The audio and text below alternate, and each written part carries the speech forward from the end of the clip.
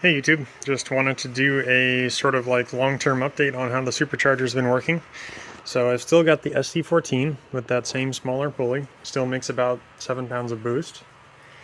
The biggest thing that I've changed since the video series ended was, I guess, learning a lot more about adjusting the ignition timing for safety. At this point I am running on 93 octane fuel. And in the interest of getting more accurate ignition timing and adjustments and whatnot, I reconfigured the whole charge pipe. So if you'll recall, there used to be a T right here, and off to the right, this was the sort of pressurized charge pipe, and off to the left was where the supercharger bypass pipe would live, along with this throttle body. So the reason that I've reconfigured it is so that I can get accurate intake air temp measurements. So right here is a second MAF sensor, and for those who don't know, the MAF sensor is where intake air temp gets measured on the Subaru. So I still have my MAF sensor down here somewhere, whose job it is to actually measure the airflow for fueling calculations. But what I've done is I've actually disconnected the IAT wires from that one and connected the wires from this one to the factory harness. So what I'm able to do is, regardless of whether I'm supercharged or not supercharged, air is always flowing the long way into the engine, and it's always flowing past this sensor, which is measuring the intake air temp. There is a table for compensating, basically pulling timing when the intake air temp gets too high, and that was kind of my biggest concern with my last setup. My thinking was that in NA mode, which is admittedly where I spend 95% of the time, I would have this short bypass route into the intake manifold, you would have accurate IATs, everything would be great. But then as soon as I would hit the supercharger, the throttle would close, you would start pushing air through the intercooled charge pipe path, and I'd have boost. But the issue is, the IAT sensor there has no correlation with the temperature in this pipe, in the charge pipe. And it's past the supercharger that you want to be measuring your IATs, since that's ultimately the air that the engine will ingest. So yeah, that was a simple enough change though. We can quickly trace the route. So here's the air filter. It goes down, does a 180 past the MAF. So that's still all pre-supercharger. It hits this T. So at this T, air can either go into the supercharger or through this throttle body if it's open as the bypass. So when boosted, this throttle shuts, and the only path for airflow is through the supercharger, out the supercharger, and through the charge pipe. And when not boosted, there's two paths available. The path of least resistance will be through this throttle body and into the charge pipe, through the intercooler and into the engine. The other obvious change is right here. So this is the same water to oil cooler that I installed a while back. It's been relocated up on top of the engine where it mostly fits. It's pretty amazing how much room we've got up here. And the reason I did that was because before I was sacrificing this radiator fan. I was actually placing it down here, connecting it in place of this upper radiator hose. So it's still the upper radiator hose, but I get to maintain both cooling fans, and that's been pretty nice. Also, because it is now by far the highest point in my coolant system, I've installed this ball valve, which I can use to help bleed the radiator. And this proved incredibly useful when I was bleeding the system for the first time after installing this. At the same time, I also installed a low coolant temp thermostat. I think I dropped it from like whatever the stock is, around 180 down closer to 170. Maybe it was like 190 down to 170. So that's nice. So the reason that I did that was this this cooler exchanges heat between the engine coolant and the engine oil. And the further apart those two numbers are, the better it can do its job. So if engine oil would naturally sit around maybe 210 when driving around town, and the coolant would naturally sit around, I don't know, 190 stock, those will begin to equalize and you'll have both of them around 200. But if the low temp thermostat is in play and now coolant wants to sit around 170, this drops them both down closer to 190 or even 180, just depending on how long the car's been running, etc. It also will open sooner, the low temp thermostat will, which means that coolant will be circulating into the cooler sooner. And that has an oil warming effect that I'm more looking forward to in the winter. Let's see. So yeah, not much else besides that. I'm still running this AccuSump. It's mostly just become muscle memory for me to flip its switch on right as I begin cranking the car, and then I flip it off just because the idle oil pressure is pretty low in most Subarus. It's down around like 10 or 15 psi at idle.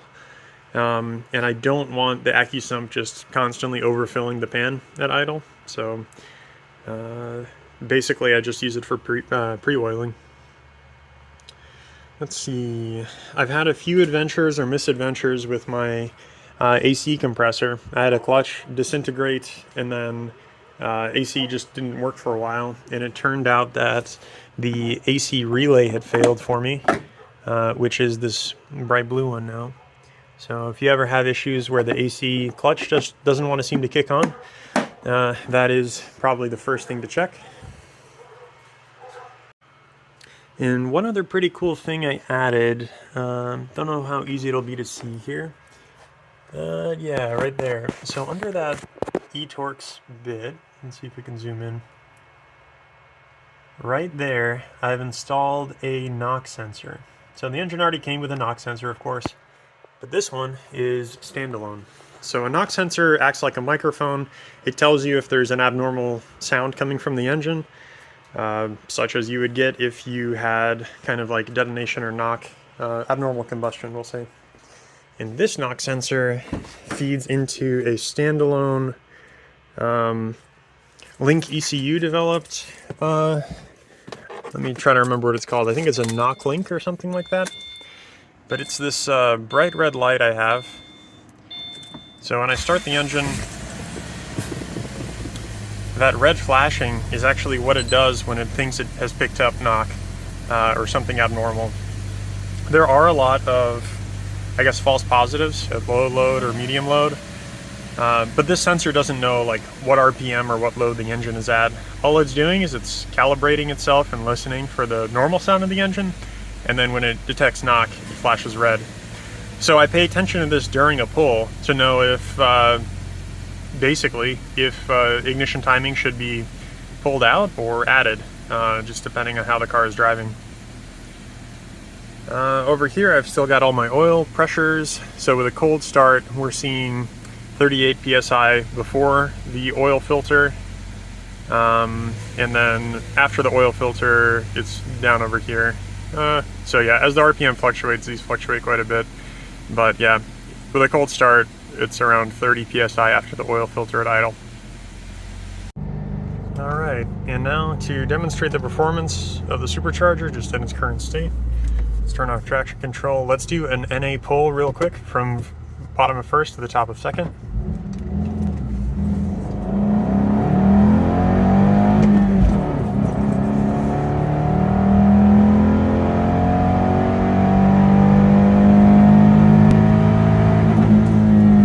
That was 0 to about 58 miles per hour.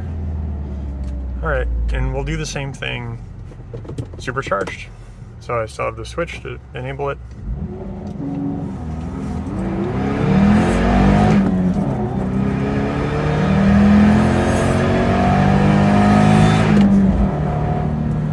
Alright, there we go. So yeah, I've been really happy with how the car's been driving, and it's been like this for quite a while now. One of the things that I noticed when I took it on a longer trip was that the air-fuel ratio, which is currently at the top right of the screen, it was actually richening up pretty aggressively, and that's totally down to how I tuned the car. So I was setting cruise control at like 80 miles an hour, and then we'd start to, you know, go up a slight hill, and I would see this drop from around 14.7 or 14.3 all the way down to like 13.4 or something like that, which isn't great. That's just a waste of fuel. The car would run perfectly fine at stoichiometric, you know, 14 point whatever, under that kind of a load. So, yeah, but I mean, as far as the Supercharger goes, it's definitely not a race car. It's definitely not objectively fast, but it is quite a noticeable bump in power, and enough to get the car out of its own way. So like merging onto a highway, passing on a highway, just trying to, you know, keep pace with traffic.